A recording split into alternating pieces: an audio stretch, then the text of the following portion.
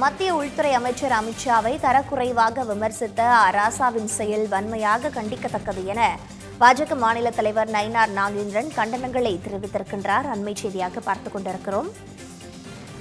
திமுகவின் ஆபாச பேச்சாளர்களைப் போல கைத்தட்டல்களுக்காக எதையாவது உளறுவது ஆபத்தானது எனவும் நயினார் நாகேந்திரன் குறிப்பிட்டு ராசாவுக்கு தன்னுடைய கண்டனங்களை தெரிவித்திருக்கின்றார்.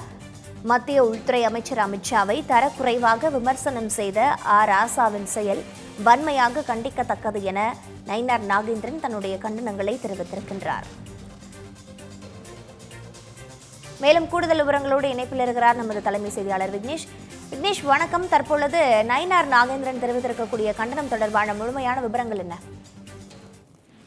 வணக்கம் பீட்டா. கடந்த 2 தினங்களுக்கு முன்பாக சென்னை வேப்பேரியில் அமைந்திருக்கக்கூடிய பெரியார் திடலில் நடைபெற்ற நிகழ்வில் பல்வேறு கருத்துக்களை ராசா தெரிவித்திருந்தார். குறிப்பாக மத்திய உள்துறை அமைச்சர் அவர்களை தரக்குறைவாகவும் விமர்சனம் செய்திருப்பதாக தகவல் எழுந்ததை அடுத்து தமிழகத்தில் இருக்கக்கூடிய பல்வேறு அரசியல் கட்சி தலைவர்கள் தங்களுடைய கண்டனங்களை பதிவு செய்து கொண்டிருக்கிறார்கள். அதன் ஒரு பகுதியாக தற்போது தமிழக பாஜக தலைவர் நயினார் நாகேந்திரன் தன்னுடைய கடுமையான கண்டனத்தை பதிவு செய்திருக்கிறார். இது தொடர்பாக தன்னுடைய சமூக வலைதள பக்கங்களில் பதிவிட்டிருக்கக்கூடிய நயினார் நாகேந்திரன், கண்களுக்கு தெரியாத காட்சியில் கூட ஊழல் செய்து அம்பலப்பட்டு சிறை சென்று வந்த திமுக எம்பி ராசா அவர்கள் நாட்டிற்காக நேர்மையாக உழைத்துக் கொண்டிருக்கக்கூடிய மத்திய உள்துறை அமைச்சர் அமித்ஷா அவர்களை தரக்குறைவாக விமர்சித்திருப்பது வன்மையான கண்டிக்கத்தக்கது என தெரிவித்திருக்கிறார்.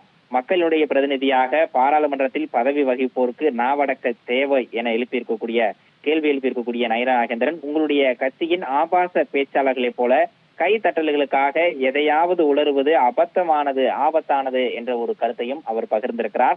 கடந்த சில தினங்களாக பயங்கரவாதிகளின் புகலிடமாக தமிழகம் மாறியதற்கு முழு முதற் காரணம் உங்களுடைய திராவிட மாடல் அரசு எனவும், சர்வதேச போதைப் பொருள் கடத்தல் மன்னனை கட்சி பொறுப்பில் வைத்து தாளாட்டி கொண்டிருந்த அரசு உங்களுடைய விடியா அரசு எனவும் கடுமையான விமர்சனத்தை முன்வைத்திருக்கிறார்.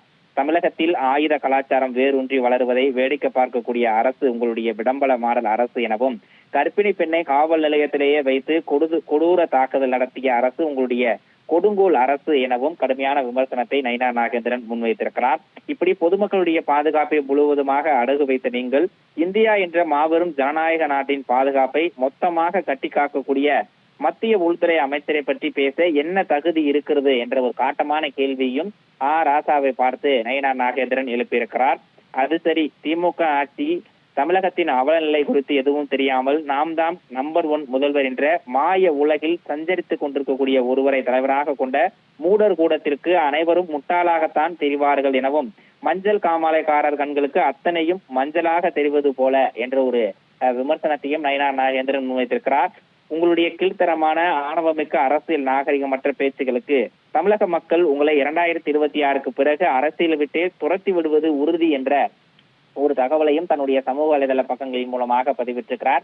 ராசாவினுடைய தரக்குறைவான பேச்சு ஒட்டுமொத்த மக்களிடையே மிகப்பெரிய அதிருப்தியை ஏற்படுத்தி இருக்கிறது. பல்வேறு தலைவர்கள் தங்களுடைய கண்டனங்களை தொடர்ந்து பதிவு செய்து கொண்டிருக்கிறார்கள். அதன் ஒரு பகுதியாக தற்போது தமிழக பாஜக தலைவர் நயினார் நாகேந்திரனும் ராசாவிற்கு கடுமையான கண்டனத்தை சமூக வலைதள பக்கங்களின் மூலமாக பதிவு செய்திருக்கிறார். நன்றி விக்னேஷ், முழுமையான விவரங்களுக்கு.